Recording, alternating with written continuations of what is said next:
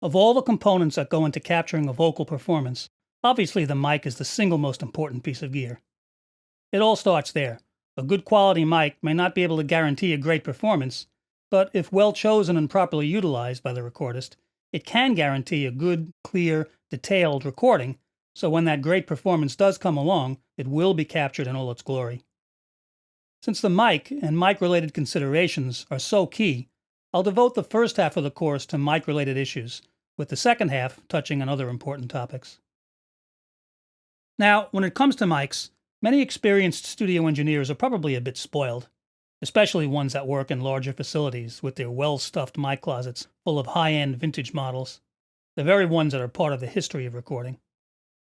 They may have the enviable luxury of choosing from among these classic mics, and it's hard to go wrong with that kind of toolbox at your disposal. But at the other end of the spectrum, lots of small studio practitioners aren't faced with as many choices when it comes to the mic for their next vocal session. In fact, many times they may not have any choice at all, simply using whatever mic is at hand and just doing their best to get a decent recording. I've often had this discussion with students and novice recordists about what mic they should use when their options are far more limited. Many new recordists came into the studio from live experience, either as musicians, band members maybe, or live sound guys, club sound engineers, who cut their teeth with the more limited array of mics provided by the majority of music clubs, at least rock and pop music clubs. In fact, sometimes that array is simply a collection of the same mic model, and 9 times out of 10, that model is the Shure SM58, the classic club vocal mic, along with its close cousin, the SM57 instrument mic.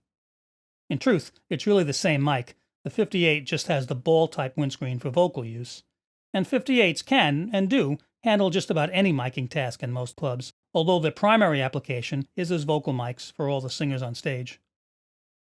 Many budding recording engineers naturally bring their stage miking experience with them to the studio, and, not surprisingly, when it comes to setting up a mic for the vocal, they stick to what they know.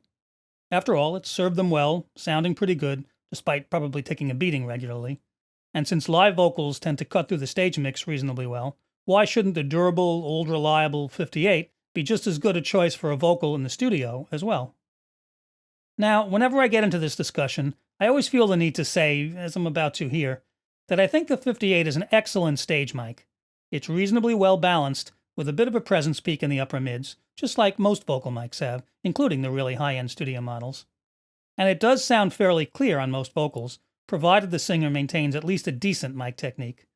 Up close, as intended, but not completely swallowing the mic. But the sound of a 58, and not to single it out, this is the case with most club mics, doesn't possess the clarity and level of detail that a dedicated studio mic would. Now, fans of the 58 sometimes pull out frequency response graphs and point out that the response is not all that different from the published graphs of many pricier studio vocal mics. But as any studio tech would point out, mic response graphs don't really tell the full story. How a mic responds to signals around it, and how it responds to the more subtle aspects of the sound, like transients and air, have as much, if not more, to do with what those mics really sound like in actual use.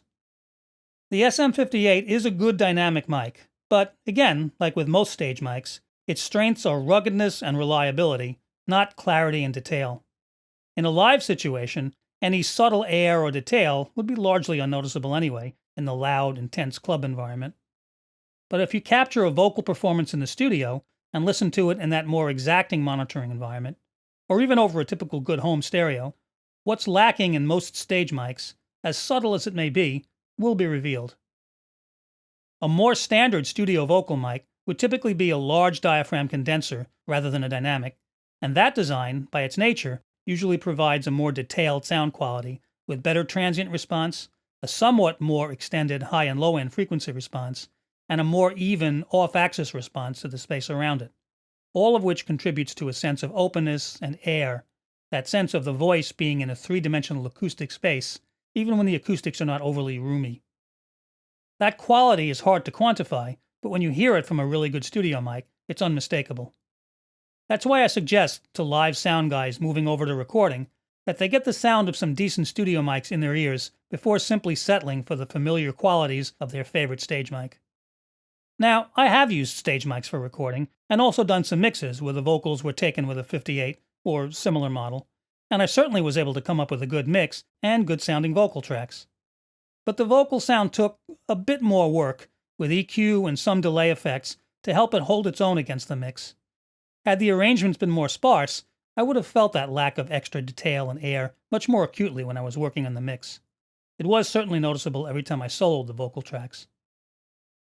So, while I hate to sound like a snob when it comes to mics, especially when I know very well that many people have to work within a seriously limited studio budget, I'd still say that at least one really good standard studio vocal condenser mic should be a must-have for anyone doing any serious vocal recording work. But with that said, what exactly constitutes a really good studio condenser? Like I said, I hate to be a mic snob, so how good is good enough? I'll get into that in the next video.